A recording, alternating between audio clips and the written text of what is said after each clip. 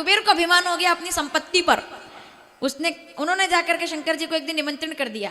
बोले कभी शंकर जी को दिखाऊं तो सही मेरा घर कैसा है ना, मेरा घर तो देखे, हमने इतनी मेहनत पैसे लगाए तो दिखाना तो पड़ेगा है। ठीक है, शंकर जी से कहा हमारे घर भोजन के लिए पधारो। अभिमान वालों के यहाँ तो शंकर जी जाते नहीं। उन्होंने कहा एक काम करो, मैं तो नहीं जाऊंगा, ये मेरा बच्चा है ये आ जाएगा। अब बच्चा कौन? गणेश। इसको बड़ा शौक है, इसको ले जाओ, इसको मिष्ठान्न प्रिय, इसको ले जाओ। कुबेर जी ने कहा बच्चे को ले जाऊंगा तो क्या खाएगा बच्चा? 2 रोटी में पेट भर जाएगा तो मेरा गौरव कैसे बढ़ेगा कि मैं कितना बड़ा आदमी हूं, है ना।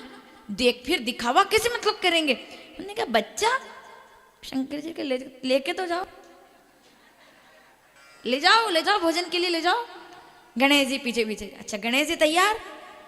जैसे आपके बच्चे का अगर कोई निमंत्रण कर दे, है ना, केवल बच्चे का कि ये पिंटू को भेज देना भोजन के लिए, और गलती से आप बोल दो कि नहीं आ पाएगा, ऐसा देखा आप तरफ वो कि क्यों मना कर रहे हैं, वो तुरंत तैयार, बच्चा तुरंत तैयार। तो गणेश जी तुरंत हाँ मैं चला जाऊंगा, भूख भी लगी है।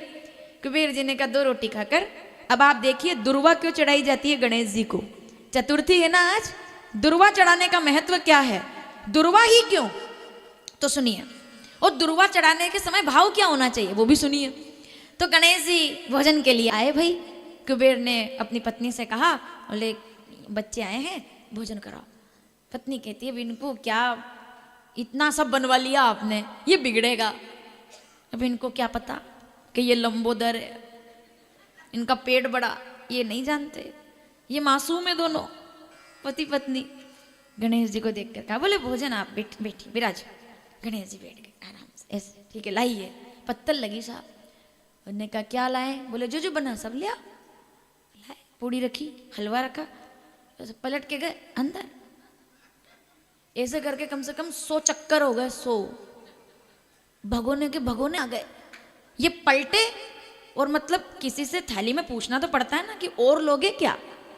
यहाँ तो पूछने का काम ही नहीं रखा, पलट के देखे कि और लोगे, इतने में तो गायब दोनों एकदम। इधर सूंड में इधर मुख में रखा और तुरंत। मेरे ने कहा चलो कोई बात नहीं, बच्चा है थोड़ा बहुत तो खा ही लेते हैं, ज्यादा चलेगा कोई। पत्नी कहती है हाँ बहुत बनाए, लाओ लेकर आए, और लाए। आखिर में तो पत्नी ने कहा बोले और तो ठीक है, घर के अंदर पूरे शिव परिवार का भोजन बनाया था, मतलब 20,000 ब्राह्मण बराबर, सबके सब बर्तन खाली हो गए, ये उठते क्यों नहीं है? बैठ तो गए, गणेश जी को बिठाना आसान है, उठाना देखो। अब बैठ गए, वो तो खा रहे हैं आराम से। थोड़ी देर तक तो ये दोनों पति पत्नी सब देखते रहे, कोई बात नहीं। जब अंदर बर्तन खाली होने लगे, खीर खाली, लड्डू लाओ, वो लड्डू ले, लड्डू खाली। और तो अब अच्छा अगर आखिरी में अपने को करना है कि अब चलो हो गया भोजन, तो यही पूछेंगे पापड़ लाएं क्या?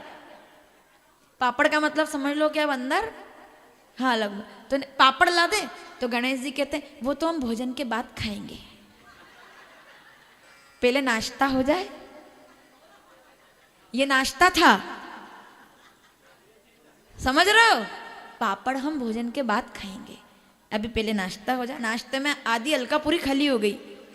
अब घबराई वो पत्नी कुबेर की, उसने कहा नाश्ता, डब्बे खाली हो गए, एक काम करो अब इनको बोलो मतलब कि हाथ धो लो अब आप, ऐसा। ने कहा नहीं अच्छा नहीं लग, दिखावा, किसी को सूखी रोटी खिला दो, लेकिन इस भाव से कभी मत खिलाना कि जैसा हमने खिलाया ऐसा इनने कभी खाया नहीं होगा। क्योंकि यही गलती की थी। किसने की थी? मैं नाम भूल गई, आप याद दिलाइए। 56 तरह की मिठाइयाँ खाओ ठाकुर गोविंद, ओ ठाकुर जी खाओ। हमने तो सुना है तुम तो चोरियां करते थे अपने गांव में, मिलता नहीं होगा ऐसा, ये शुद्ध घी का है, ये वाला ये लड्डू है बाहर से आया है। ये गलती कभी मत करना। घर में मेहमान आए ना, आपने शुद्ध घी में बनाया तब भी मत बताना, उसमें बड़ाई नहीं है, बहुत छोटा हो जाता है इंसान, बहुत छोटा।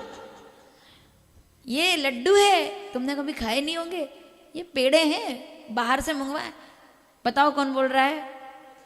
56 तरह की मिठाई। अब वो भी द्वारिका वाले थे, उनने कहा बढ़िया बनाया तो खाओ। बोले नहीं, बोले कि भूख नहीं है।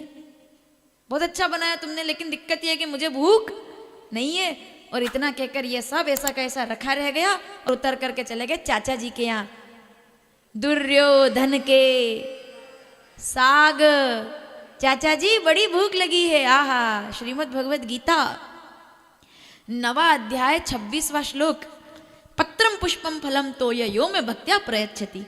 जब मुझे भक्ति से दे दे मैं उसे स्वीकार कर लेता हूँ साहब। और तो वो दोनों पति पत्नी विदुर विदुरानी सोच रहे अब क्या करें, ये तो घर आए क्या खिलाएं। तो तब तक देखा रसोई में से कटर पटर की आवाजें आने लगी।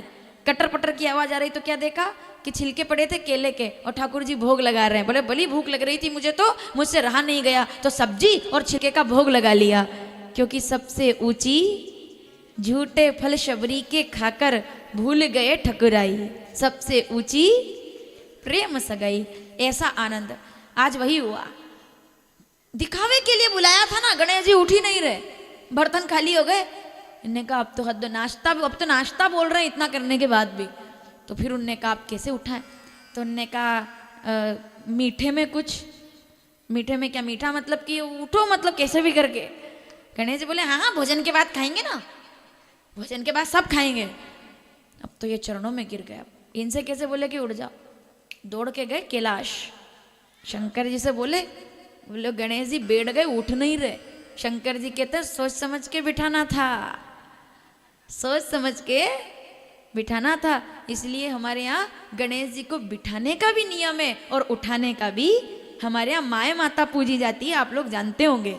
वो जो शादी के बाद फिर हम जब सब होता है तो उसमें गणेश जी बिठाए जाते हैं और पूरे तरीके से फिर उनको, जब तक माए माता नहीं उठती तब तक गणेश जी घर से उठकर नहीं जाते। इसलिए माए माता की पूजा बहुत जरूरी होती है। कुटुंब को बुलाया जाता है, पूरा परिवार भोजन करता है, सगे संबंधी भोजन करते हैं, तब श्री गणेश उठ करके फिर रिद्धि सिद्धि के साथ रिद्धि सिद्धि घर में दे करके और फिर उठते।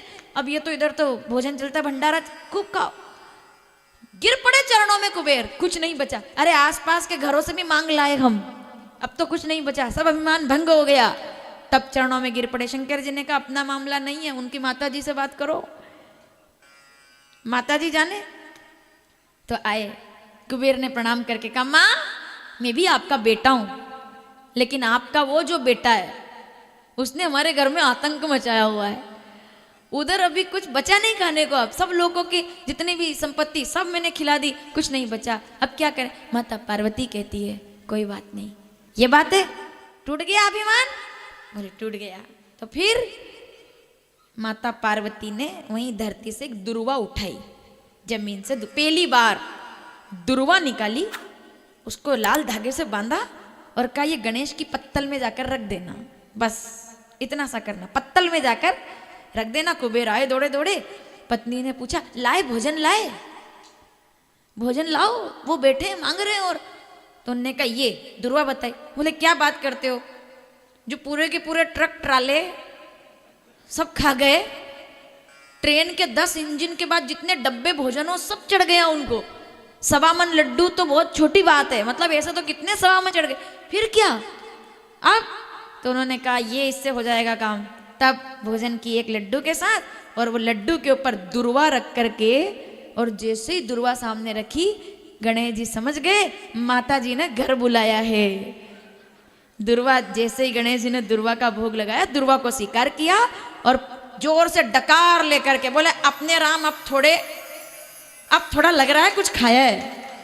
इसीलिए आप जब बुधवार के दिन गणेश जी को दुर्वा चढ़ाते हैं, चतुर्थी के दिन दुर्वा चढ़ाते हैं, तो आपका भाव ये होता है कि हे गणेश जी महाराज हमारी सारी प्रार्थना तो स्वीकार करना, लेकिन हमारी प्रार्थना के साथ हमने सपोर्ट किसका दिया है, माता पार्वती की तरफ से ये दुर्वा हम आपको समर्पित कर रहे हैं कि जैसे कुबेर की इच्छा पूरी की थी ऐसे हमारी इच्छा भी पूरी अवश्य कीजिए। ये दुर्वा किसका प्रतीक है, माता पार्वती ने जो पहली बार चढ़ाया था, इससे गणेश जी संतुष्ट होते हैं। जब ये सुना, इसीलिए हम जब दुर्वा चढ़ाते हैं ना तो गणेश जी समझ जाते हैं कि इनको माता जी ने भेजा है, ये माता जी वाले हैं, तो इसलिए दुर्वा चढ़ाई जाती है।